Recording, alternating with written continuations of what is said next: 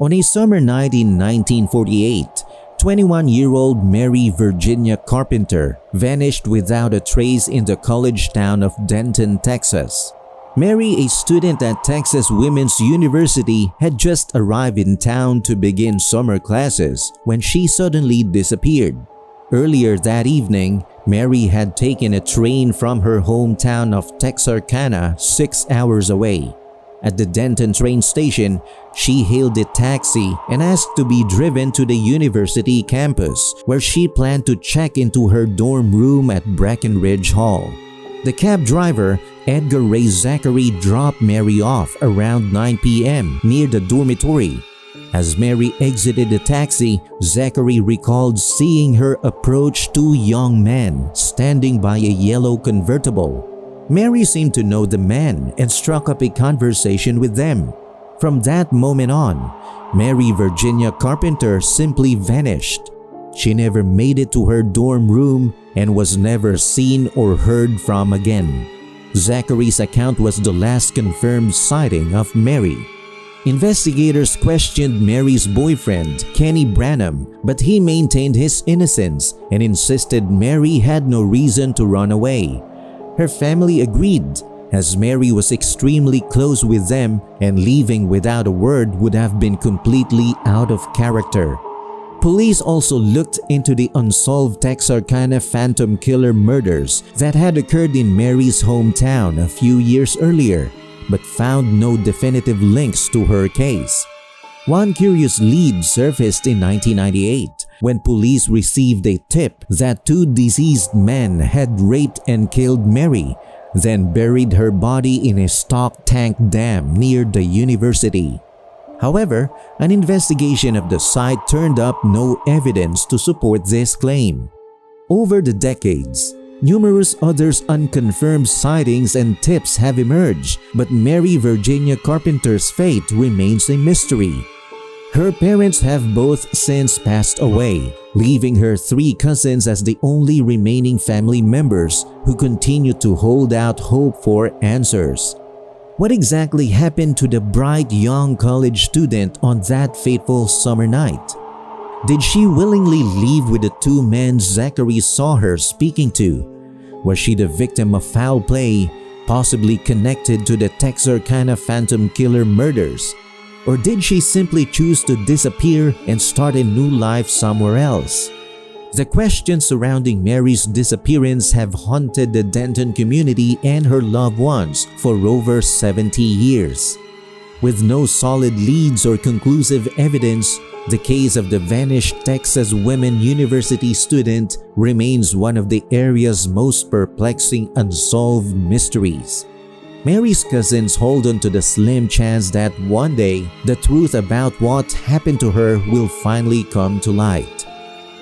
Army soldier Alvin Matlock was 21 years old at the time that he went missing in the spring of 1951. There were a lot of theories as to what happened to him, but none of them were pleasant. To this day, his younger brother Clyde, now 83 years old, clings to the faint hope that his sibling's fate will finally be uncovered. Alvin was last seen living in a remote cabin on Browns Mountain on Spokane County.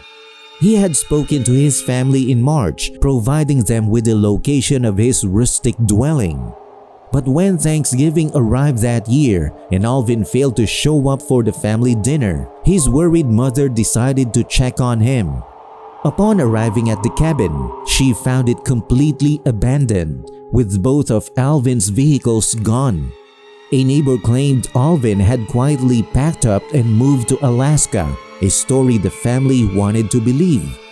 Yet as the years passed with no contact from Alvin, it became clear he had not actually relocated to the northern state. Rumors soon began to swirl about the circumstances surrounding Alvin's disappearance.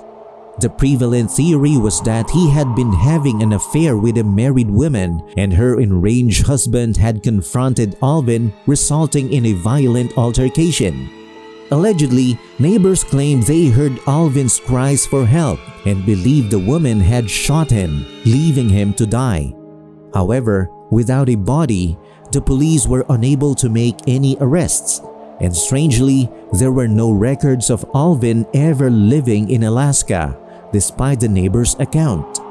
His family members, who described him as a loner and avid outdoorsman, thought it plausible he may have simply chosen to start a new life in the rugged Alaskan wilderness. But the total lack of communication from Alvin seemed to undermine this explanation. Suspicion was even cast upon the neighbor who had reported Alvin's supposed move to Alaska.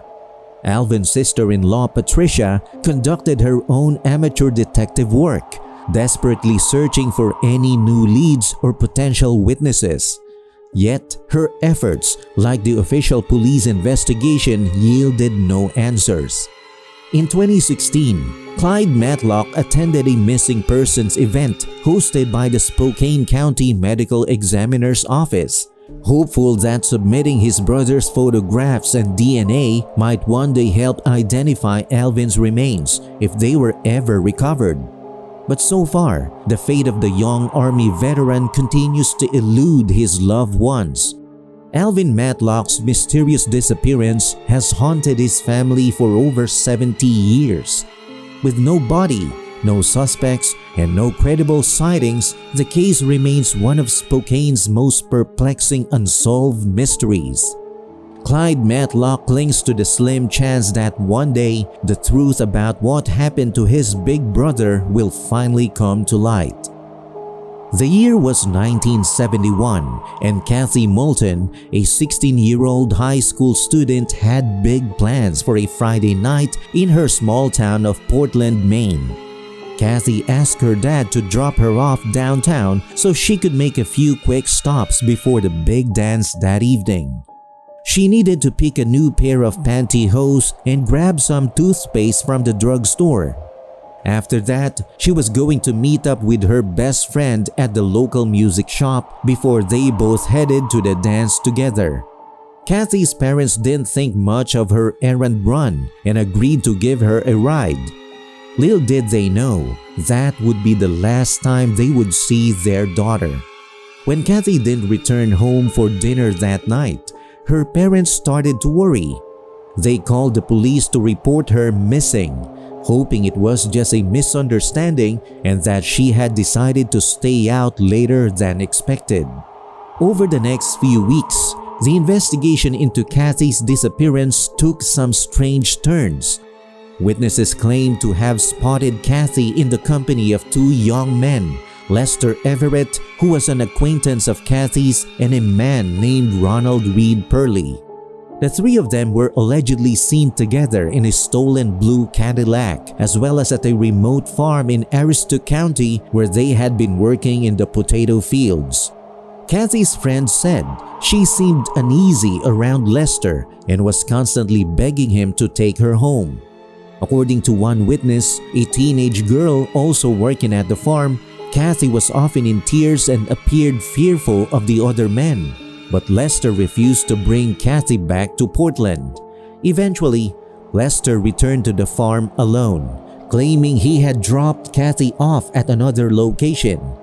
But in reality, he had taken her across the border into Canada and left her with Ronald on the Tobique Reserve. Lester then skipped town, heading to Florida to pick oranges and never returned to Maine. When questioned, he denied knowing what happened to Kathy. Years went by with no answers. Lester passed away from cancer in the 1980s, taking any secrets he may have had to the grave. Ronald, who had a history of violent crimes, remained a prime suspect but refused to cooperate with the police investigation. Kathy's parents held out hope that their daughter was still alive somewhere, but investigators believe she met a tragic end on the Tobique Reserve sometime before Thanksgiving 1971. In 1983, a hunter reported finding a skeleton in the woods near Kathy's hometown, surrounded by women's clothing. But the remains were never recovered, and Kathy's fate remains a mystery to this day. Her parents have since passed away, but Kathy's story continues to haunt the small community of Portland, Maine, where a young girl's dream of a night of teenage fun tragically came to a devastating end. What do you think really happened to Mary, Alvin, and Kathy on that fateful night? Share your thoughts in the comments below. And if you have had any scary encounters, share your experiences with us. Don't forget to like, share, and subscribe to FearFlex for more videos like this. Thanks for watching and see you at the next one.